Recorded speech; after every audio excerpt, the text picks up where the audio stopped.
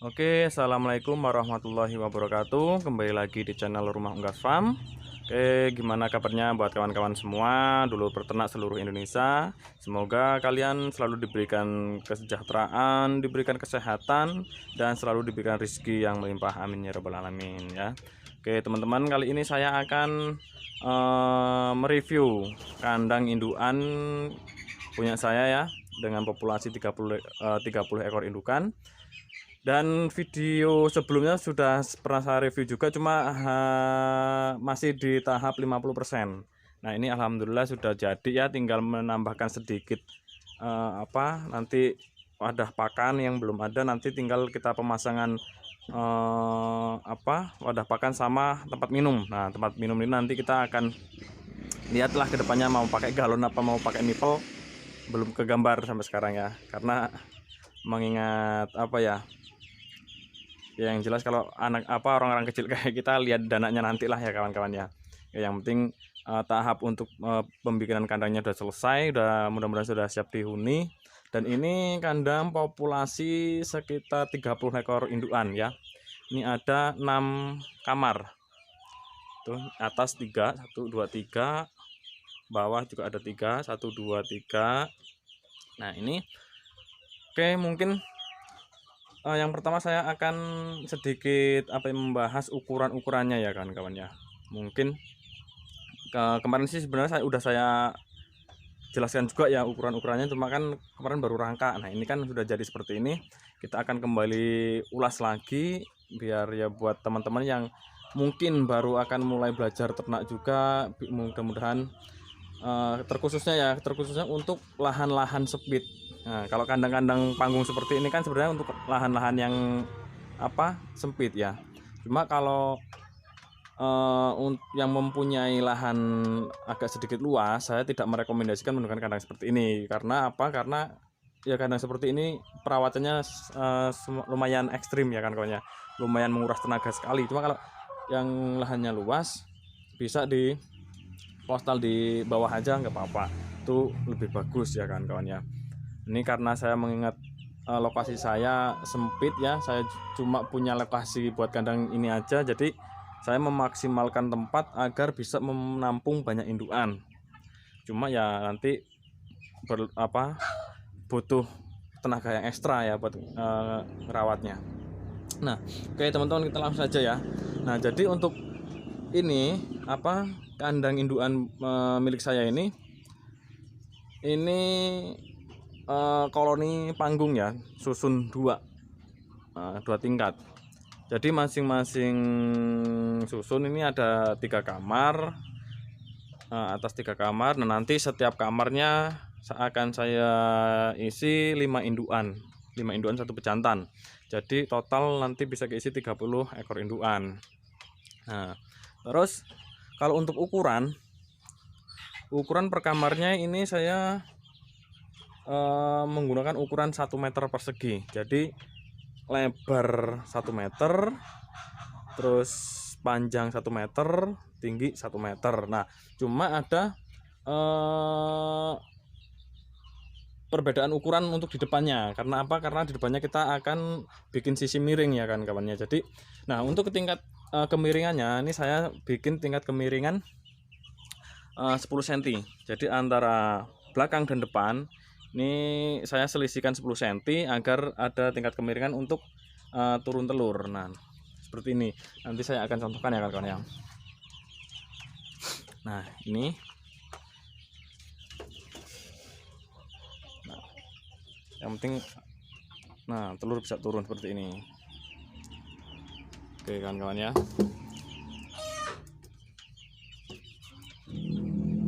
Nah, kemudian untuk alas saya menggunakan kayu reng ya, kayu reng yang nggak tahu kalau di tempat kawan-kawan semua nyebutnya apa, tapi kalau di sini reng yang ukuran 2 x 3 cm ya.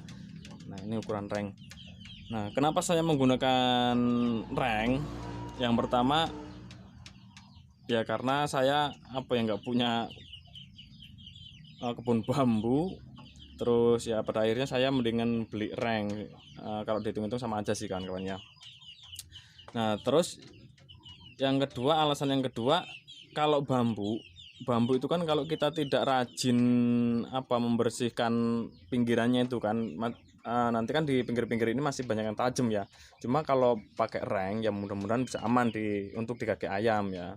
Takutnya kan kalau ayam induan sama betina kan nanti kalau dia fase berkawin, takutnya karena di situ sangat agresif ya, nanti terluka kakinya. Nah, cuma kalau pakai reng kan mudah-mudahan aman lah ya. Terus yang kedua, kalau untuk reng mudah-mudahan bisa tahan lama, bisa awet dibandingkan dengan bambu ya kan kawan. Apalagi kalau bambu kita nebangnya itu yang agak muda, maksudnya belum terlalu tua banget, dia gampang kena kena nonor kalau bahasa sininya ya. Nah itu oke kan kawan ya. Nah terus untuk depan ini saya juga menggunakan kayu limbah-limbah dari mebel. Ini biasanya sisaan buat bikin kusen pintu atau kusen jendela itu ya. Kalau namanya di sini sekoneng, sisa sekoneng. Nah kenapa? Karena ya kalau dilihat agak sedikit rapih ya kalau kita menggunakan ini. Dan juga kita tidak repot membersihkan bambu. Kalau kita pakai bambu kan kita membersihkan bambu dan sama aja resikonya kalau ada sedikit ajam, karena ini untuk bagian leher ya, nanti lehernya bisa kegores. Kalau pakai kayu mudah-mudahan aman. Cuma kalau tempat kawan-kawan tidak ada bahan-bahan seperti ini nggak apa-apa sih pakai bambu. Yang penting kuncinya ya harus rajin membersihkan pinggirnya itu biar tidak tajam. Nah terus untuk jarak antara kayu satu ke kayu yang lain itu saya kasih selisih 3 jari lah, minimal 3 jari. Jangan terlalu lebar. Kalau lebar takutnya nanti kalau induan ada yang berpostur kecil sedikit dia bisa lolos. Yang penting dia kepala bisa keluar. Dan juga jangan terlalu sempit. Karena karena terlalu sempit, kalau kepala ayam betina dan jantan kan beda ukuran ya, masih gede ayam jantannya. Takutnya kalau terlalu sempit 2 jari lah misal. Kalau 2 jari kemungkinan kalau untuk ayam betina masih bisa keluar kepalanya untuk makan. Cuma kalau ayam jagonya kan itu agak sedikit gede ya kepalanya, takutnya nanti nggak muat. Nah kalau 3 jari lah ini sedang kalau menurut saya. Ya kan kawannya. Terus kalau untuk ukuran pintu ya serah kawan-kawan aja. Yang penting diusahakan kalau kita nanti ketika mau ngambil ayam kita tidak kesusahan. Kalau bisa diusahakan nanti badan kita bisa masuk lah untuk ukuran. Karena karena kalau ukuran 1 meter kan kalau kita tidak bisa masuk separuh badan kita susah untuk ambil ayam ya. Cuma kalau kita usahakan yang penting badan kita bisa masuk, kita enak buat ngambil ayamnya nanti.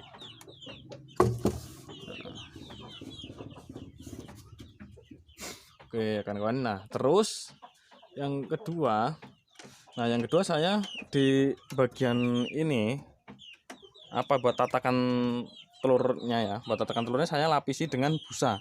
Nah busa kalau kawan-kawan punya itu yang bekas ini papan karambol itu ya, yang buat meja karambol itu kan pinggir-pinggirnya ada busa. Nah seperti itu bisa nih. Terus saya lapisin karet juga. Nah tujuannya apa? Nah tujuannya agar kalau telur dia jatuh ke bawah dia tidak terlalu keras membenturnya.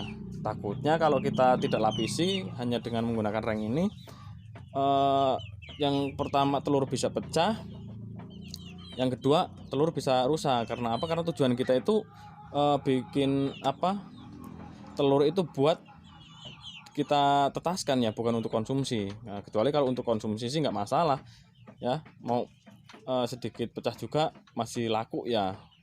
Cuma kan tidak mahal, yang masih normal. Nah karena ini kita tujuannya untuk ditetaskan, kita cetak DOC. Diusahakan meminimalisir benturan yang bisa merusak embrio telur. Nah makanya saya lapisi dengan busa. Nah, kalau nggak pada busa ya pakai karet juga bisa. Yang penting kalau karet agak sedikit tebal ya, lapisan 4 apa 3 kan dia nggak terlalu keras benturnya. Nih oke ya kan kawannya nih seperti ini. Nah, terus kalau untuk selisih antara wadah koheknya nih ya. Kalau wadah koheknya ya terus terang ya kawan-kawannya. Ini kalau menurut saya punya saya aja ini masih kependekan. Nah, cuma apalah daya karena saya melihat situasi ruangan saya seperti ini, ya akhirnya apa adanya aja lah. Yang penting kuncinya kalau kita pendek seperti ini, kita nanti akan rajin-rajin membersihkan kotorannya. Nih saya bikin laci seperti ini ya kawan-kawan. Cuma kalau yang kawan-kawan mau bikin seperti ini, diusahakan kalau lahannya agak sedikit ya luas ya, itu minimal dikasih jarak 30 cm lah minimal. Nah kayak seperti inilah. Nah seperti ini. Tujuannya apa? Tujuannya agar sirkulasi udara bisa lancar. Jadi amoniak tidak menguap di tempat itu ya, dia akan terbawa angin. Cuma kalau seperti ini sebenarnya kurang efisien sih kalau punya saya ini, karena terlalu pendek iya, terus sirkulasi udara cuma bisa lewat samping dan belakang ya kawan-kawan. Jadi kalau angin dari arah samping ya kemungkinan kalau kebetul di sana juga ada ruangan, paling bisa keluarnya ke belakang. Cuma kalau los seperti ini, los seperti ini terbuka semua, ini kan tinggi, ini paling sekitaran 35-30 cm lah ini, itu sirkulasi udara kemana-mana bebas, jadi amoniak cepat terbawa angin. Kalau semacam ini bisalah kita bersihkan 3 hari sekali, mungkin 5 hari sekali. Kalau kita emang benar-benar sangat sibuk, seminggu sekali aja masih berani kalau tingginya seperti ini. Cuma kalau seperti ini harus waspada bener nih kawan-kawan. Ini saya kasih jarak cuma 10 cm. 10 cm antara reng ini dengan sini. Ya, reng ini sama ini tuh 10 cm. Nah, kalau untuk jarak kasu ke kasunya ini itu cuma 5 cm satu kasu ya. Nih, reng aja udah hampir press. Ini lacinya nih. Saya bikin laci seperti ini. Nah, ya kawan-kawan ya.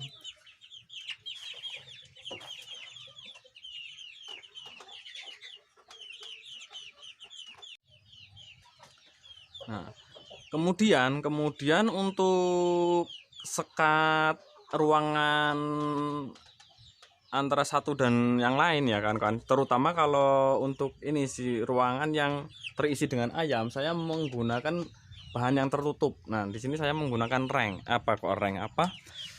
triplek ya kan kawannya. Tujuannya apa? Nah, ini seperti ini nih. Nah, pembatasnya menggunakan triplek. Tujuannya agar nanti ayam tidak bisa pacroh ya, tidak bisa tarung, karena dia tertutup. Nah ya, kalau kita menggunakan bambu atau kayu reng atau apa segala macam dengan sistem yang seperti ini, takutnya nanti antara jaguk yang sebelah kamar sana sama sini ataupun yang sebelah sana itu nanti bisa pacroh ya, bisa tarung dan bisa melukai masing-masing ayam. Nah, cuma kalau kita menggunakan bahan yang tertutup ya, kalau kawan-kawan ada pakai triplek bisa pakai triplek, ataupun masih kalau kita menggunakan kayu seperti ini ataupun bambu dibikin sistem seperti ini, kita tutup dengan plastik. Tapi kalau plastik gampang sobek juga sih kawan-kawan ya. Pakai banner, itu bekas-bekas banner juga bisa. Cuma lebih efisiennya dengan triplek, udah rapet, kita tidak perlu alas yang lain lagi, cukup dengan triplek. Itu ya kawan-kawan ya.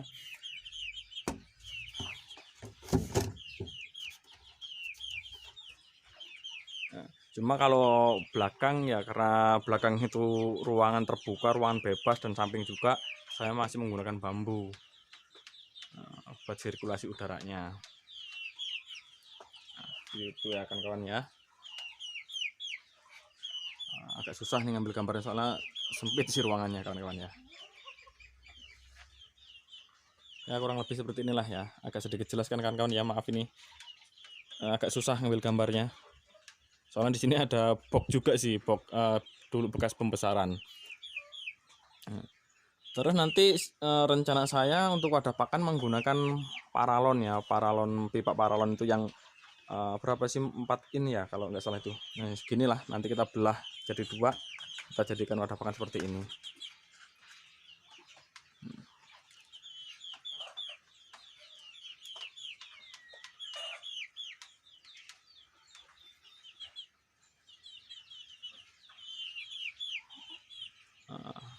Oke ya kawan-kawan ya, mungkin cukup sekian dulu video kita kali ini ya, mudah-mudahan sedikit bisa bermanfaat buat kawan-kawan pemula yang ingin belajar ternak ayam kampung petelur dengan sistem kandang koloni panggung seperti ini.